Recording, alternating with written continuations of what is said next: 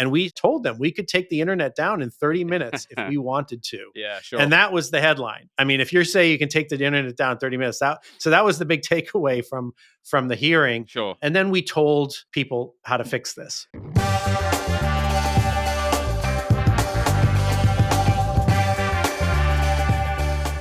So we were lucky enough to have the opportunity to interview one of the chief protagonists of the Loft Group, one of the most important ethical hacker groups in the history of software and cybersecurity.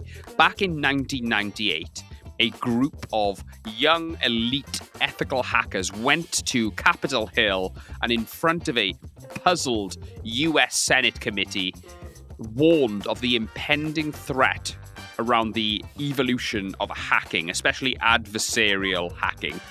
One of those protagonists was a chap called Chris Wysopal. Chris is a seasoned veteran in the cyberspace, as well as an entrepreneur in his own right and general oracle when it comes to anything related to penetration testing and ethical hacking. We really had some fun doing this interview. We talked about the history of hacking and the cybersecurity space generally. We talk about that moment of infamy when they chillingly professed to the US Senate committee that they could take down the internet in 30 minutes and how profound that was and how impactful it was on Chris and his peers. We talk about the real threat of quantum computing. Chris tells us how robust the Bitcoin network really is to hacking. And also, we discuss how impactful generative AI is going to be on the cyberspace and also on the SaaS business model. There was so much value in this episode. I took so much from it. I'm sure you will too. It is Chris Wysopal.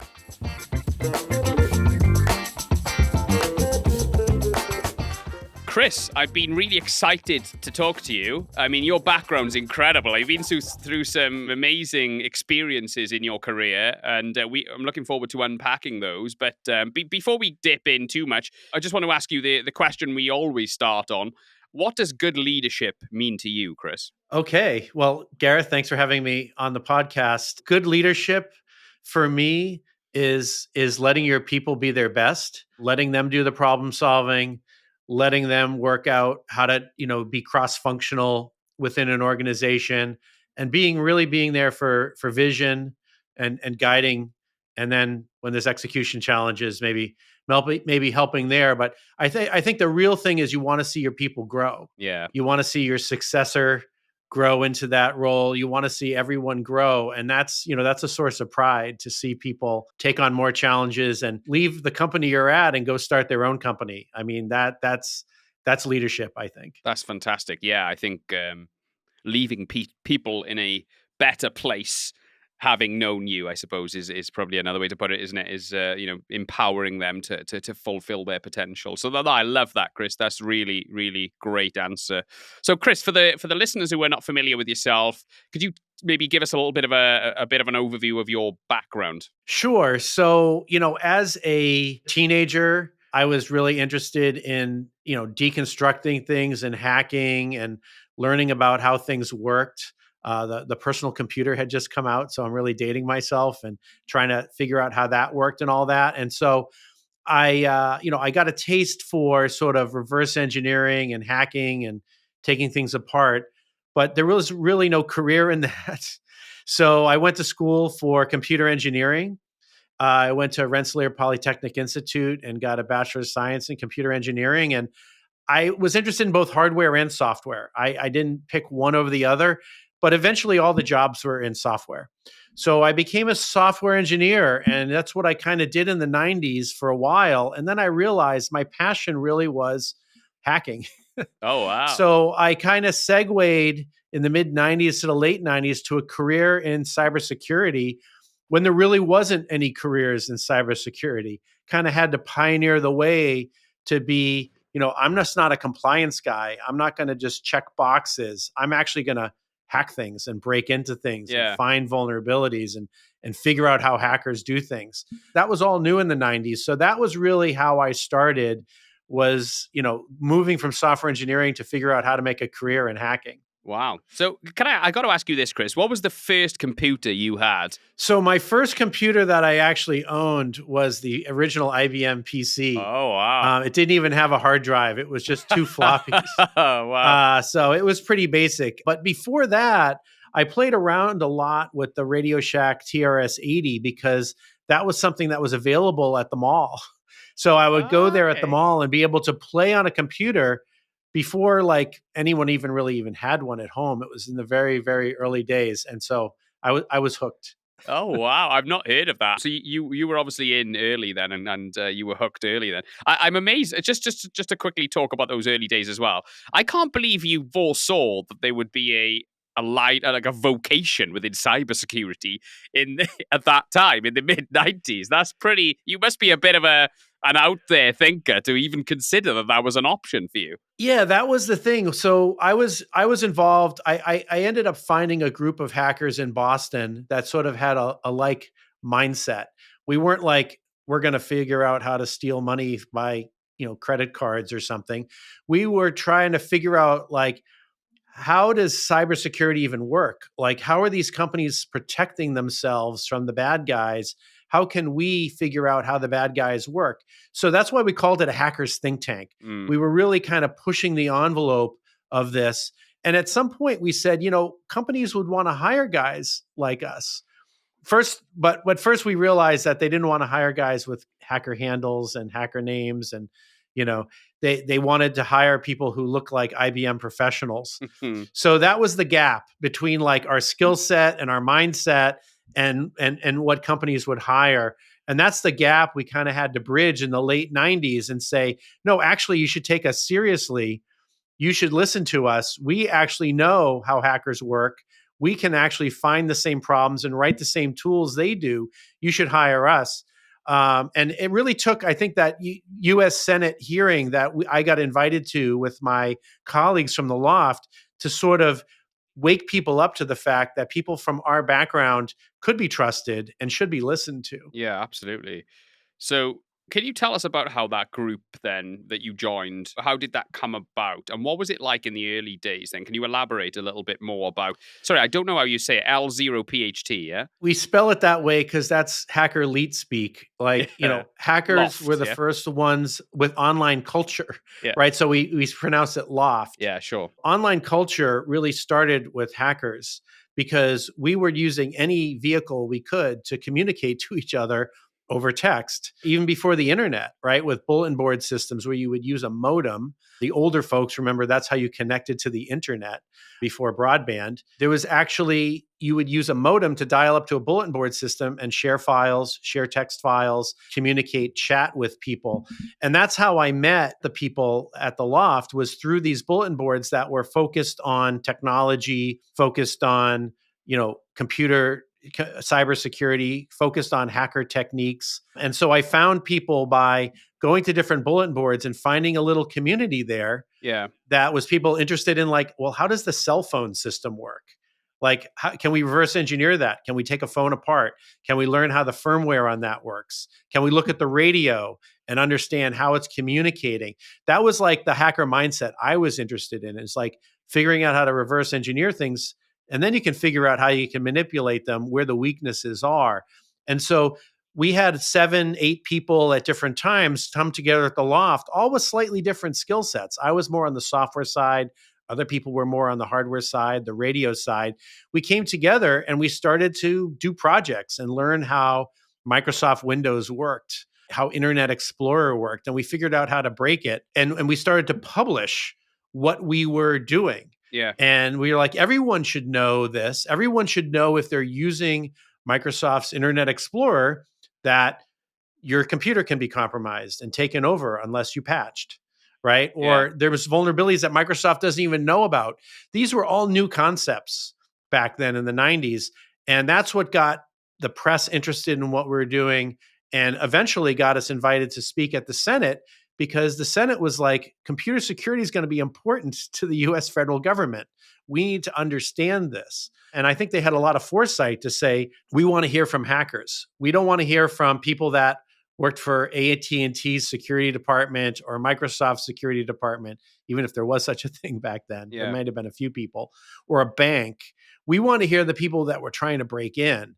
And that was how we kind of changed and made jobs for ourselves, because we showed that you need to understand the adversary, you need to understand the offense, or you clearly can't do cybersecurity.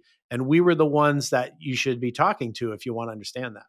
I'm assuming Loft wasn't the only like hacker group around at that time. I don't know if the cypherpunks Right. were around then, and a couple of other groups Yeah, like the that. cypherpunks were a little bit earlier. There were some other groups out there, like Legion of Doom was one. That was a WWF wrestling tag team, wasn't it? Yeah, I know. It's just so funny. The names back then, like people's hacker names were Kingpin, Yeah, and there was a guy, Eric Bloodaxe. Like everything was over dramatic, right? But yeah, there were people that were before us, but to be honest, they were a little bit early. Like society wasn't quite ready yet. Like it took a few years of sort of sanitizing hackers to be like, we're not all evil masterminds trying to steal all your data and take all your money. The techniques of hackers were the value. And it could be used for good or bad. I mean, that's one of the big lessons I've learned, is everything is dual use. Like people yeah, are like, well, isn't GenAI going to let the bad guys do all this stuff? I'm like, well, what about like the internet and microprocessors? yeah, Right? They're in missiles, right? And communication networks. So like technology has always been used for good or bad. So I'm all for the good guys using the technology, yeah, and that's why we need to leverage things like Gen AI. So I think like understanding how things can be used for bad is part of solving for the good. yeah. Sure. This episode was brought to you by Be Digital. Be Digital support leadership teams to optimize cost and get more out of technology investments. Be Digital and the team have unrivaled expertise with technology license management and data remediation, and are therefore perfectly positioned to help prepare organizations for AI technology capability. And on the last point, Be Digital have just developed a cutting-edge AI readiness assessment, which provides tech leaders with a platform they need to make well-informed decisions about AI adoption strategy in 2024 and beyond. Go to bedigitaluk.com to find out more and get in touch. And so, reflecting on the time with Loft Group then, Chris, okay, what were some of the most challenging or most profound sort of ethical hacking discoveries you made, and how did they shape the cybersecurity landscape? From the work that you guys did, and how did that shape how cybersecurity was approached and thought about? Yeah, so I think some of the important stuff was what we were doing with Microsoft Windows, because it wasn't esoteric. It wasn't like only banks use this and we could only break into banks Yeah, with this piece of software or technique. It was something that was becoming the foundation of all business. you were doing penetration testing basically on Windows. Yeah, On the software, right? So right. that was the big discovery, was you didn't say, "Oh, I have a target. It's this bank. Let me learn what they're doing, how they're doing it, and how to break in." It was the big profound discovery was, I'm going to target the software that I know is widely used. So if I set up a lab environment and I set up two Windows machines talking to each other, a web server and a web browser, and I set this up in my environment, I can legally hack on this. Like I legally purchase the software, I'm legally running it, I can hack on this. I can find vulnerabilities, and then when I find that vulnerability, I can write a tool that will exploit that vulnerability. Mm, And now I have something that if anyone is using that software anywhere, I can attack them. And everything I've done is ethical and legal. And what I'm doing is I'm pointing out problems. Now, sure. some people will say, well, what if you distributed that tool? Right? Like now people can hack into things. And I would say, well, but now people can see if they're vulnerable, right? They can test it out and they don't have to believe me. They don't have to believe the vendor. They don't have to believe the government. They can run the tool and see how it works and what it's doing. Yeah. And they can see if they're vulnerable. So it was sort of that understanding that you could hack on software legally, and then you could demonstrate with full force of working proof of concepts that this stuff is real. And I think that was very powerful. And that was when a lot of businesses woke up and the government woke up to say, like, there's a new breed of hacker out there, and they're reverse engineering software and they're building exploits. And so the other profound thing that really happened was Microsoft actually came to us and said, Wow. we want to fix the problems that you're pointing out. We know we have to fix them. We want to fix them. Would you let us know about the problem before you told the world? And that way we could protect our customers from this problem. And they didn't quite say the problem that we created, that we should have Yeah, found. sure. And they weren't like, oh, thank you for finding this and thank you for bringing it to our attention, which later companies started to do. But in the beginning, it was like, just please tell us so we can protect our And customers. protect their brand as well. It's the PR thing, isn't it? It's a big PR thing Yeah. because then you're controlling it, right? Yeah, You're of course. controlling it. Like when we start talking about it, they're like, yes, and we fixed that a few weeks ago, and the patch is available, and our customers can be protected. But that was a phase that we had to evolve through Sure. before companies would start to do this themselves and realize that they should be doing it themselves. So this was the other big evolution, was we needed external hackers to point problems out to these big vendors and kind of shame them a little bit and to say, you guys need to do better. And I think that's what we were doing when we went to the Senate. We were saying these companies like Microsoft and IBM and Oracle, they can find the same things we're finding. You might think we're super geniuses, but actually people can be trained to do this, Yeah. and the tools are available.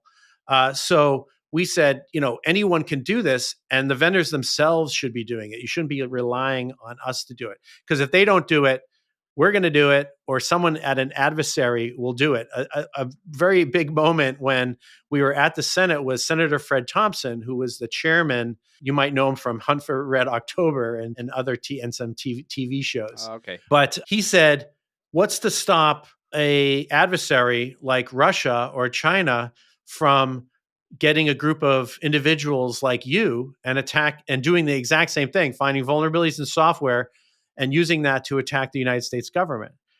And we actually hadn't thought of that.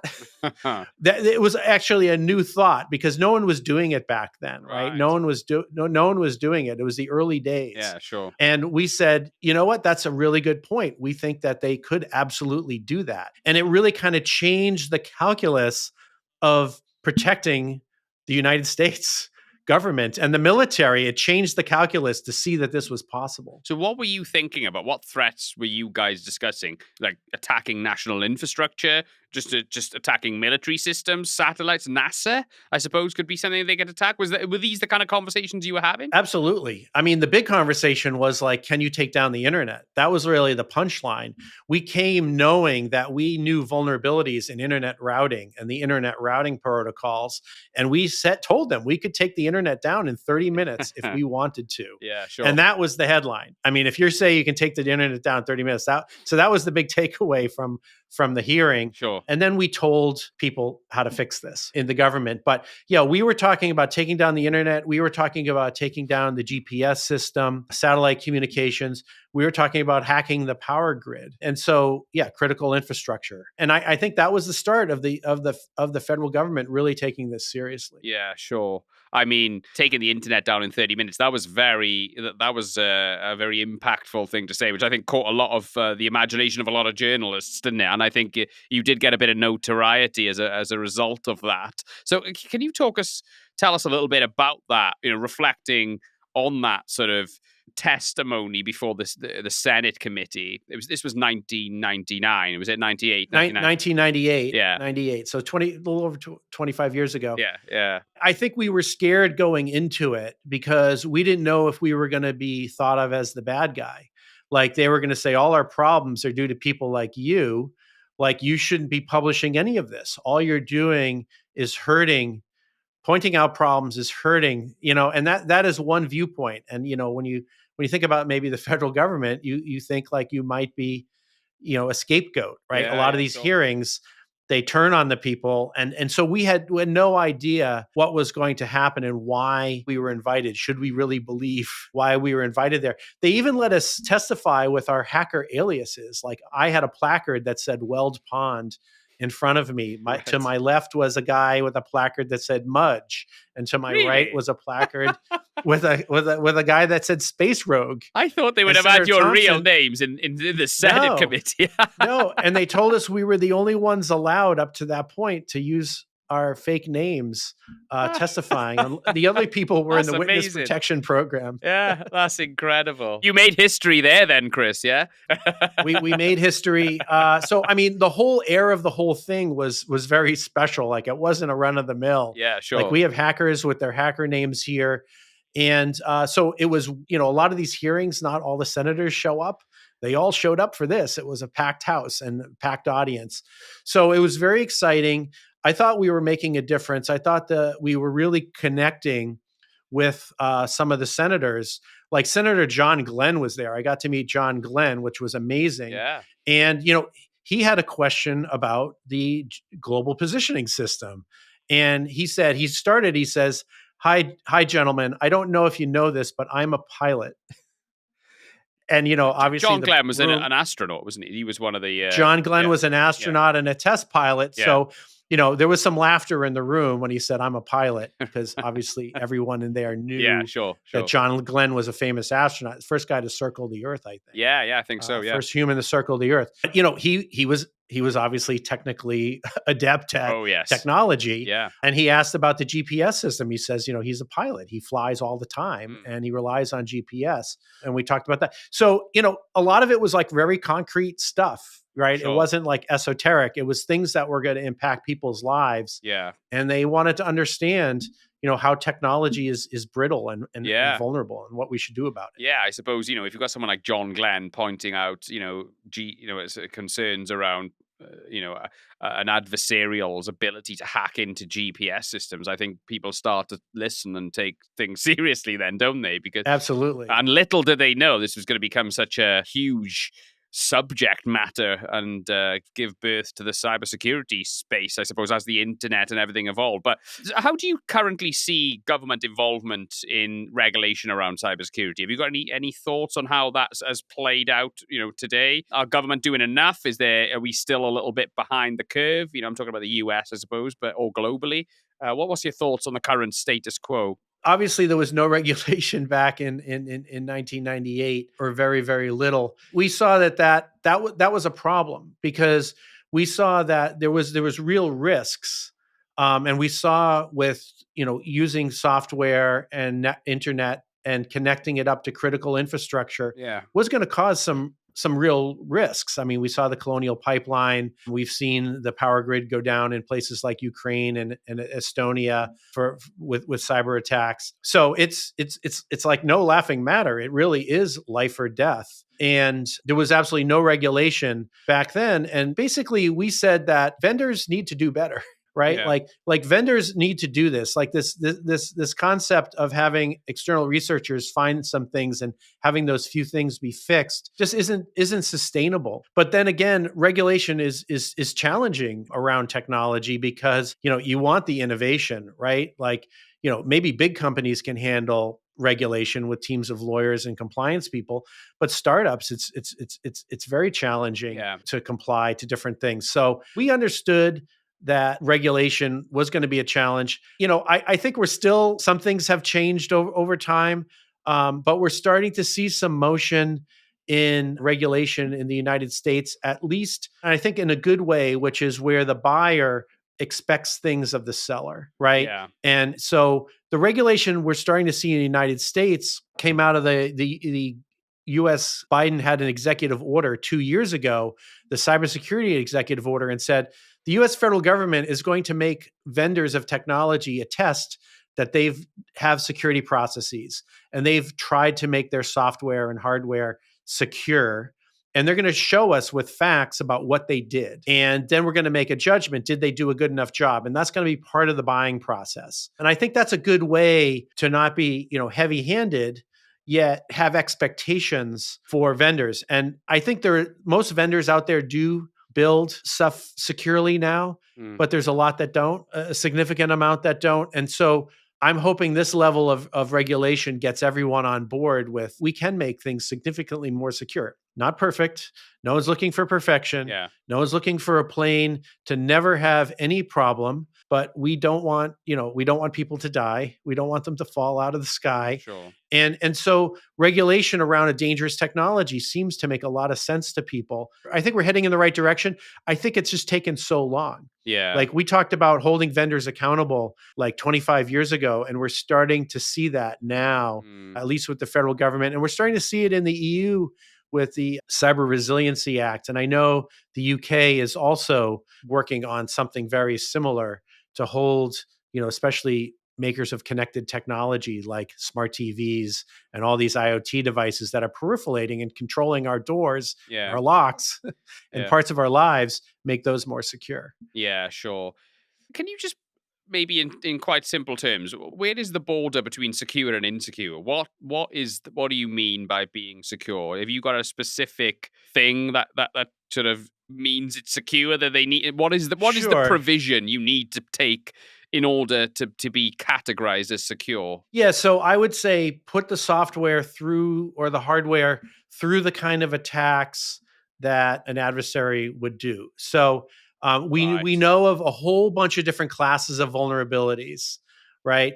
We know, like, if you're making a jet engine, one of the vulnerabilities is cracks or bubbles in the castings Yeah, of the sure. metal, right? If you're making a fan blade, that things can go wrong in the casting process. So what do? You test it, right? You X-ray it, and you look for those cracks, and you look for those air bubbles, and you Yeah. X-ray it to do that. So once you know of a known weakness or vulnerability, you can design a test to now test for that. So we know of all these different attack methodologies. So you design tests that test if that attack works, I understand. and or if the vulnerability is present. You can actually look for the vulnerability in different ways.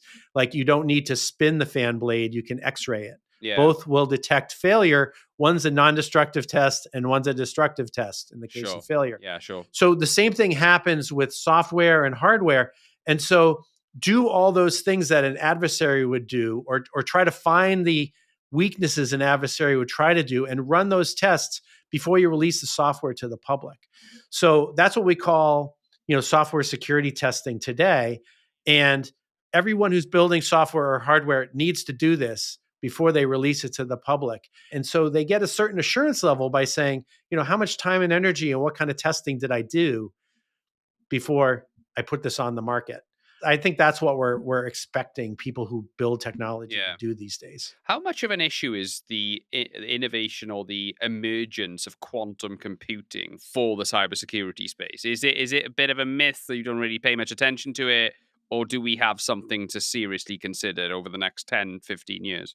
Yeah, see, the estimates are just so crazy. It's like, it's going to happen. It could happen in 10 years. It could happen in 40 years. It could happen in 5 years. It could happen in 50 years. So I think the theory seems correct, but no one knows how long it's going to take to actually build it. It's sort of like fusion in the 80s, right? It's like, seems possible. The sun is using it, but you have to make some inventions along the way that you don't know about yet. So I think it is a risk.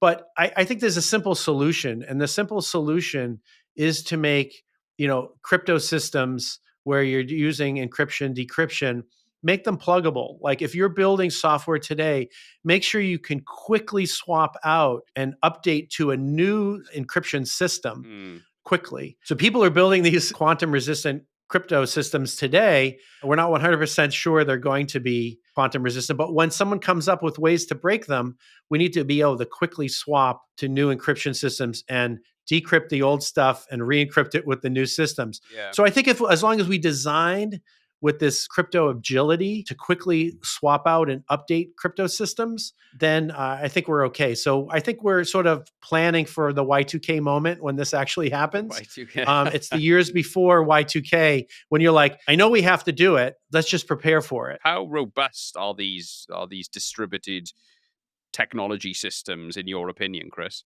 Yeah, I think they're incredibly robust. I think the foundational level of blockchain is incredibly robust. There's been a lot of attention paid to them. There's billions of dollars there. Yeah. If someone could break it, I think they would have by now. So I think the fundamentals of the blockchain and the fundamentals of Bitcoin and Ethereum are solid. But there's all kinds of technology that rides around those things that aren't so solid. Yeah. And I'm talking about companies that are exchanges, they're bridges between different blockchains.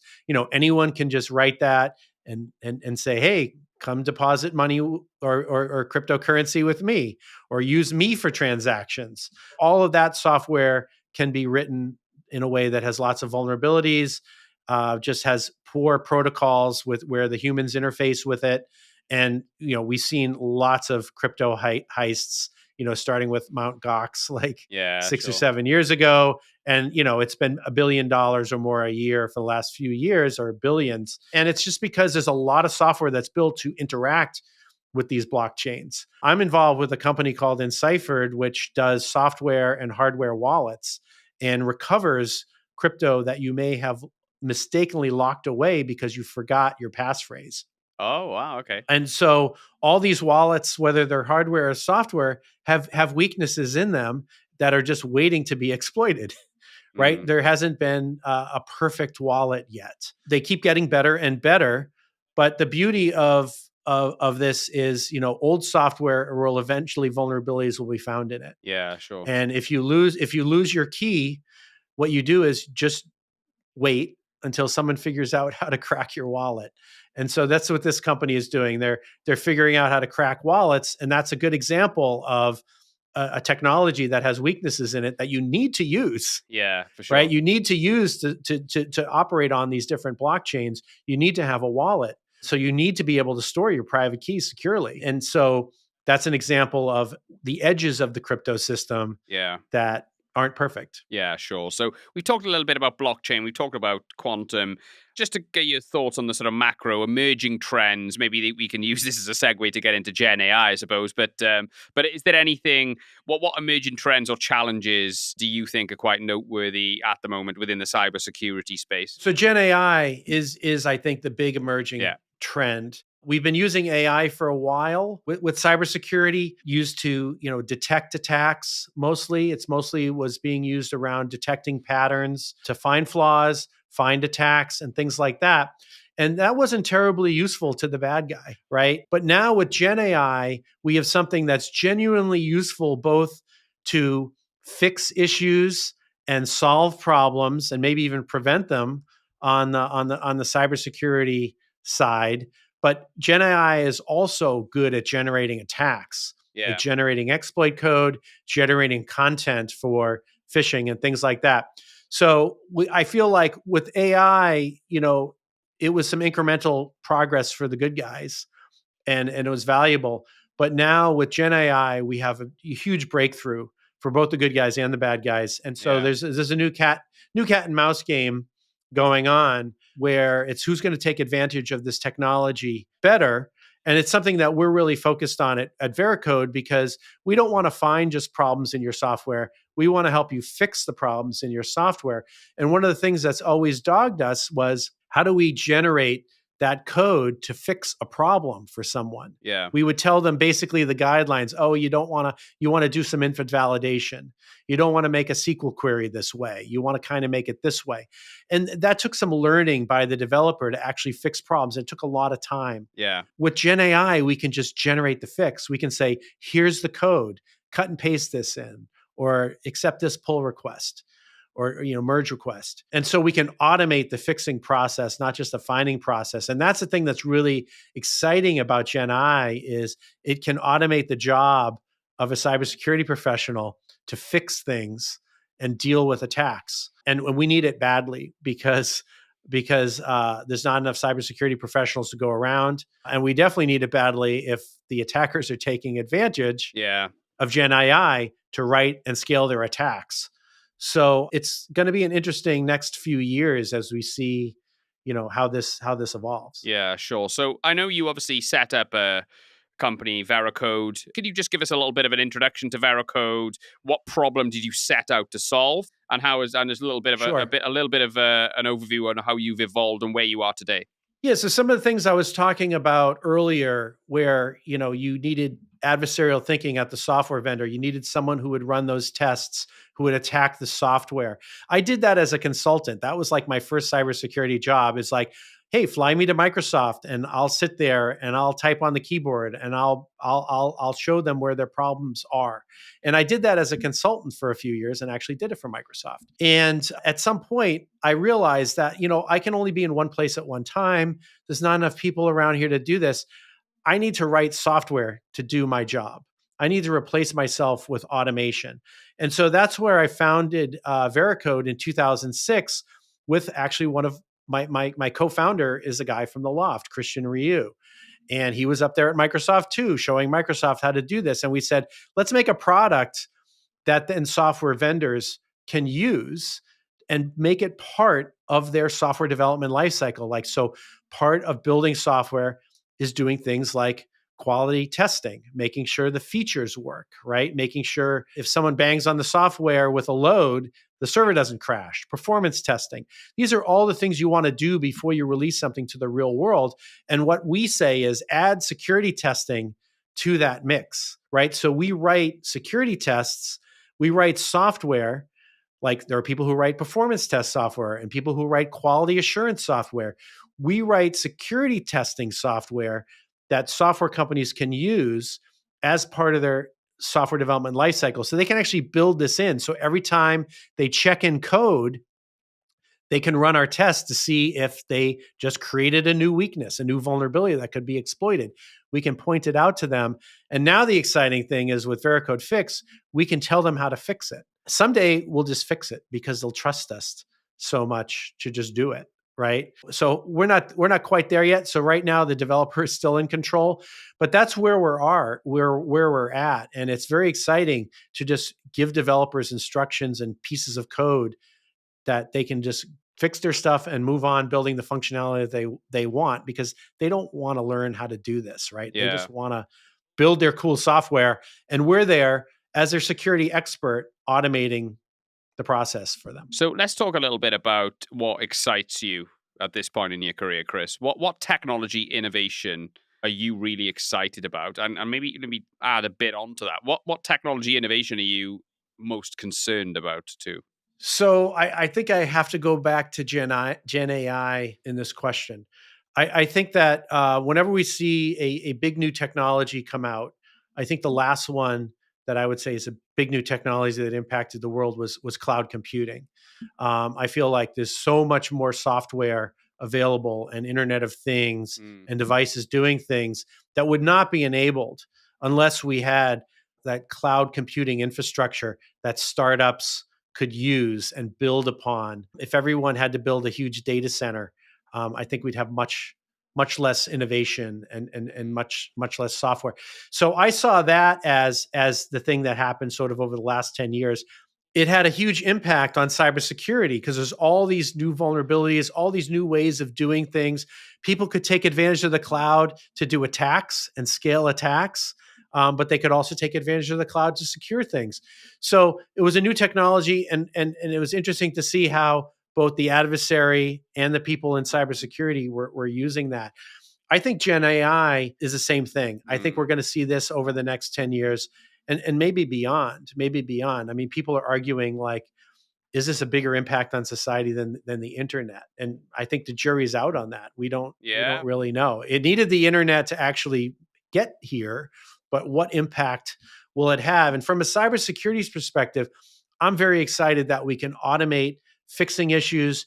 We can automate people's actually jobs. People say, it's going to take white collar jobs away first Yeah. because it's automating white collar jobs, but it's automating a lot of the grunt work. It's automating a lot of the grunt work that people just don't want to do. Like I know developers don't want to fix code. They don't want to take my advice and change their code to fix a vulnerability. Yeah. That's just taking their time away from building the cool new thing that they really want to do. Yeah. I want to automate that grunt work. So I think that's an example of automating grunt work to allow us to innovate. So it's, yes, it is getting rid of a white collar task, but it's allowing that engineer then to innovate and be creative. And so that's how I see GenAI really impacting the tech space. And I think it will make us improve cybersecurity, but it's going to have to, because there is the doom scenario Yeah. where it allows the evil genius to have all these agents around the world Hmm. that are doing all these bad things, Yeah, sure. right? And it's force multiplying evil ideas, Yeah. and we definitely have that. And so we need to be prepared for that and automate against that. So I'm an optimist. When I see new technology, we've constantly had new technology, nuclear technology, genetic engineering technology, Yeah. and it's super powerful.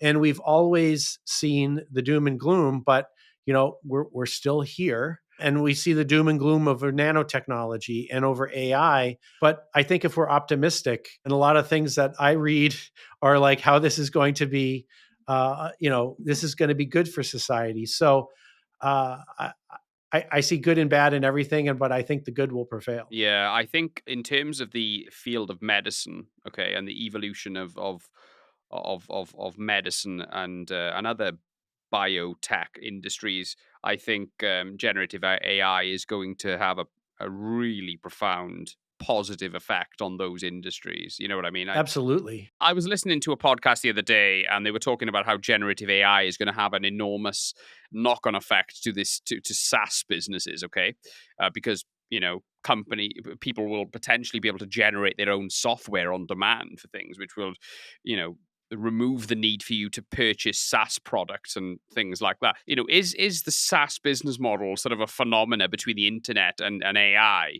Do you see it like that, or do you think that generative AI is not really going to be creating software products for people on demand? Yeah, I do think that generative AI is going to change the notion of the kind of software that people can create on their own. I mean, today would be someone learning Python and scripting up home automation, or scripting up some of the tasks in their job to do things that you might pay a provider for. So I do think that it is going to allow people to do more with software, customize things with software, and not rely on maybe service providers as much. But I don't think it's going to go away, because you do need someone who is centralizing that data and is working across a lot of data, and learning from data. And the SaaS model has that today. And for certain industries like security, Yeah, learning about attacks across a lot of organizations is very beneficial. In our case, learning how people are writing software and fixing software helps us have our customers do that better. yeah, sure. So I think that centralization is important. And it's not like you couldn't have a group of people get together and do that. I just think that business can push that really well. So I don't think SaaS is going to go away. I think it might change a bit, but I think it changes for a better. We start serving APIs more Yeah, than web UIs, that someone is talking to an agent that is then calling our API, and we become more of a building block to the things that people need to get done. yeah, sure. Good answer. So let's finish on this one, Chris. Looking back now on your career, and I know you probably got a long way to go, okay? But what advice would you give to your 21-year-old self? What would you tell that guy? Yeah, so I think the biggest lesson I learned was when I founded my first startup was well, I think the first lesson is how much of a grind it is, and there's so much work you just have to do, Sure. because you're sort of doing everything at that point before you can sort of hire people. But yeah, there's a lot of grunt work and a lot of grind work, and it's not sexy, and you have to keep pushing through it. And that's somewhat related to my other big lesson, which I think is the biggest one, is everything is going to take a lot of time. Yeah, sure. I think when I first started Veracode, I was like, in 2 to 3 years, we'll have a company that we can sell, right? And maybe you would, but that would probably be a failure at that point. Yeah. If you're building anything of promise and value, it's going to take longer. And then at some point, I thought, well, we'll have something to sell at 5 years.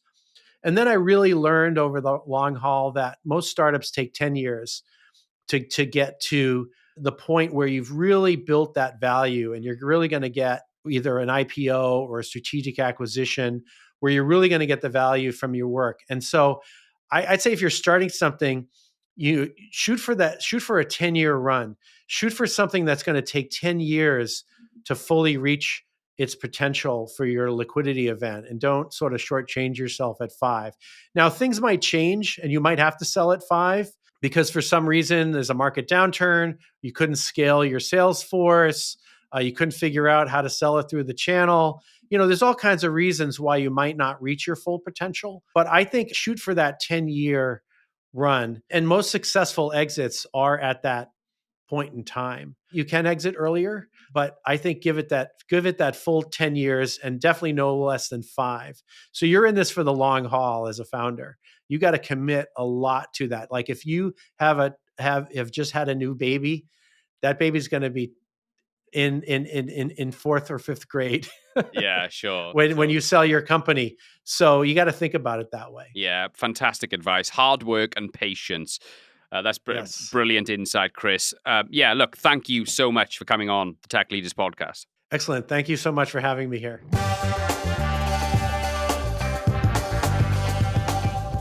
It was really challenging to cram everything in. Chris is a fountain of knowledge, and there's so many amazing points that he made that I could draw attention to. But obviously, being in front of the US Senate committee professing to bring down the internet in 30 minutes was a particular highlight and something that had a lot of attention at the time. But I have to say, the insight into how organizations like IBM and Microsoft used Loft Group to help develop their products and also to set security standards, which were the basis of how they still operate today. That was absolutely fascinating. I mean, this was an era when, it was a very formal era. It was a shirt and tie era, and you were, the two chief players in the software and tech space, Microsoft and IBM, asking guys in baggy t-shirts and flip-flops for their opinion on how to, build robust software. It was, probably representative of the beginning of a new culture, a Silicon Valley culture, which gave rise to the likes of Google and Facebook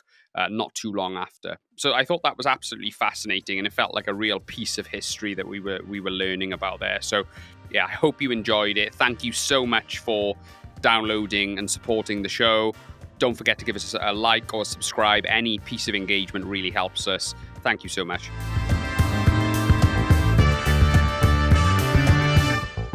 This episode was brought to you by Be Digital. Be Digital support leadership teams to optimize cost and get more out of technology investments. Be Digital and the team have unrivaled expertise with technology license management and data remediation, and are therefore perfectly positioned to help prepare organizations for AI technology capability. And on the last point, Be Digital have just developed a cutting-edge AI readiness assessment, which provides tech leaders with a platform they need to make well-informed decisions about AI adoption strategy in 2024 and beyond. Go to Be Digital UK to find out more and get in touch.